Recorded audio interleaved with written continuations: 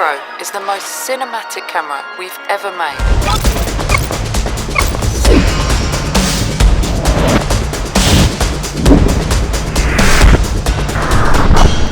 In this video, we'll explore 6 powerful tricks that will speed up your editing and make your videos stand out. Trick number 1.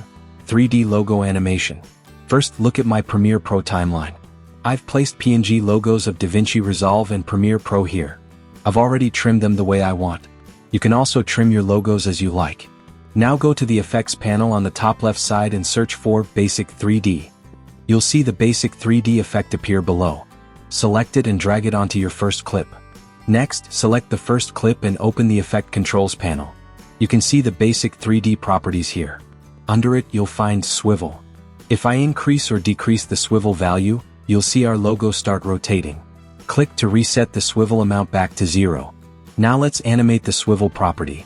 Move the playhead back to the point where you want the animation to start. Click the stopwatch next to swivel to create a keyframe. Set the swivel amount to -90. Move the playhead forward a little, place it where you want the animation to end, and set the swivel back to 0. Play it and you'll see the logo animating from -90 degrees to 0 degrees. Cool. Move the playhead a bit forward from the second keyframe and add another keyframe. Go to the end of the clip where you want the last keyframe and set the swivel amount to 90. Go back to the timeline and play. Looking nice so far. Let's add some blur to make it more dynamic. Go back to the Effects panel, search for Directional Blur, select it and drag it onto the first clip. Then go to Effect Controls. At the bottom you'll see Directional Blur. Move the playhead to the first swivel keyframe. Set the direction to 90. Then keyframe the blur length and set its value to 20. Move the playhead to the second swivel keyframe and set blur length to 0. Move to the third keyframe and add a blur length keyframe there. Move to the fourth keyframe and set blur length back to 20. Now select the first clip on the timeline and press Ctrl+C. Select all the logos, press Alt+V, uncheck Scale Attributes so only the effects are applied, then hit OK. Now you can see our 3D logo animation is ready. To make it smoother, let's adjust the keyframe graph. Go back to Effect Controls, open the arrow next to Swivel to reveal the keyframe graph. Click on the second keyframe and drag the lower handle slightly down and to the right. Do the same for the fourth keyframe. Select the first clip on the timeline and press Ctrl+C. Then select all the logos on the timeline, press Ctrl+Alt+V to remove all attributes, press Alt+V to paste and hit OK. Play it back and check the final look. You can see this is our 3D logo animation in Premiere Pro. Trick number 2, Eye Transition. Now you can see on my timeline I have 2 video clips placed. On these clips we're going to create an eye transition. First, select both clips and right-click. Choose Set to Frame Size. Now you'll notice black bars at the top and bottom of the videos. We'll fix that by scaling the clips. Select the first clip, go to Effect Controls and scale it until it fills the frame. Copy the settings, press Ctrl+C. Select the second clip, press Alt+V and click OK. Now both clips are ready. Next, select the first clip. Go to Effect Controls. Under Opacity, select the Pen tool. Draw a mask like an eye shape, as best as you can. I tried to make mine as neat as possible. You can adjust yours. Increase the mask feather to around 300 or higher, according to your preference. Move the playhead to where you want the transition to start. Click the stopwatch on mask path to create a keyframe. Move the playhead towards the end of the clip, where you want the transition to complete. Now adjust the mask path to close it inward, just like an eye closing. Play it back. You can see the first clip now has an eye closed look. It's really cool. Now let's create the eye-opening mask on the second clip. Select the second clip. Again, under Opacity, choose the Pen tool. Draw a mask in the center, just like I'm doing here. Increase the mask feather to around 700 or more. Click the stopwatch on mask path to create a keyframe. Move the playhead a little forward. Adjust the mask outward, like an eye opening. Now play both clips together. It looks like a dreamy effect, like seeing through eyes. To smooth it out, go back to the first clip. Go to the first keyframe. Click to select the mask path. Drag the mask corners outward to remove any black edges showing at the corners. Play it back. If you feel the first clip's transition is slow and the second clip's is fast, adjust the keyframes slightly forward or backward to match the speed. Now hit play. You can see our eye transition is ready. It's a cool and magical effect. Trick number 3, Shape Layer Animation. On my viewer window, you can see the footage with 3 control knobs.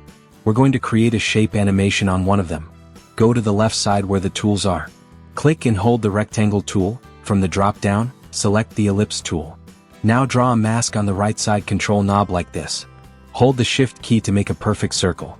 Go to Effect Controls, open the Shape section, and adjust the position under Transform to place it properly. You can also use the Essential Graphics panel on the right to adjust position, but I'll keep working in Effect Controls. Click on Stroke and uncheck Fill. Now you can see a circle drawn over the control knob. Now position the circle properly. Next, we'll animate this circle. Go back to the Effects panel, search for Radial Wipe, and drag it onto the layer above. Open Effect Controls again. Here you'll see Radial Wipe, click it here.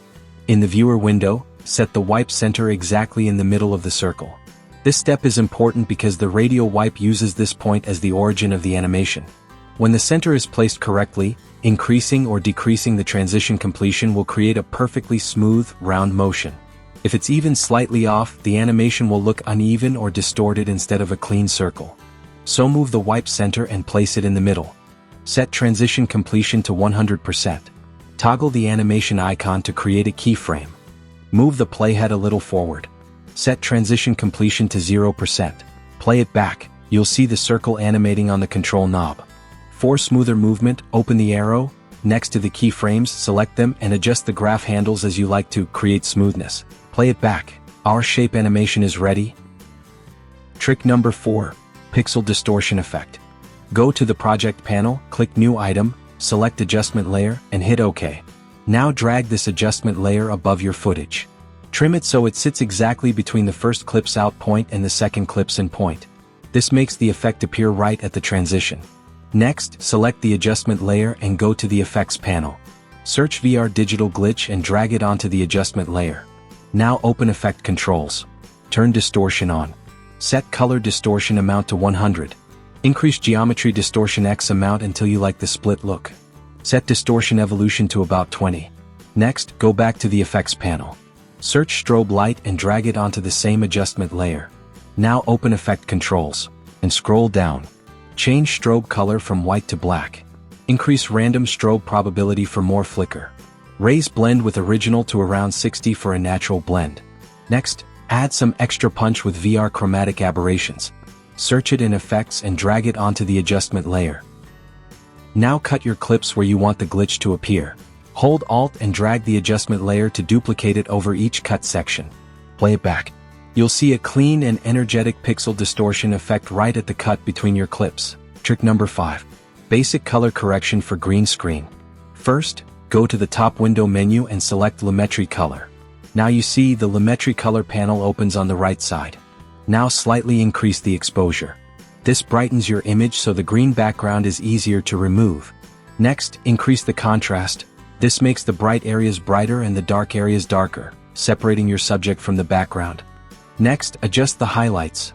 This brings back detail in the brightest parts of your shot, making the overall image look more balanced. Now lower the shadows. This reduces any unwanted soft greens hiding in darker areas. Next, adjust the whites. Controls the brightest parts of your image, so keep them balanced to avoid blown-out highlights. Then set the black level. Controls how deep the dark parts go. Bringing it down gives a cleaner edge around your subject.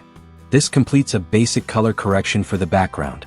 Now let's enhance the subject slightly, like skin tone.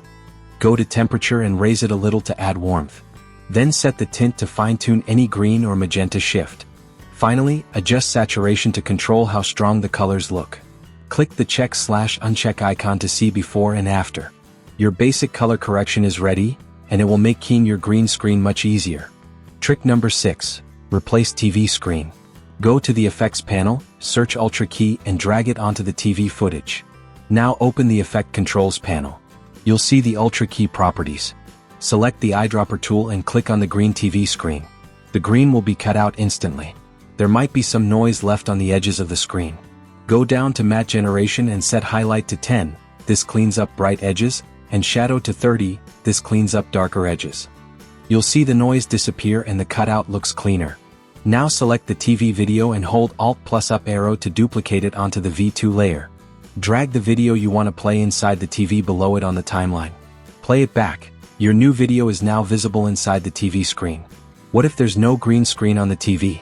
In that case, we'll replace the video manually using corner pin instead of Alt key. First, remove the V1 video from V2 and drag it forward.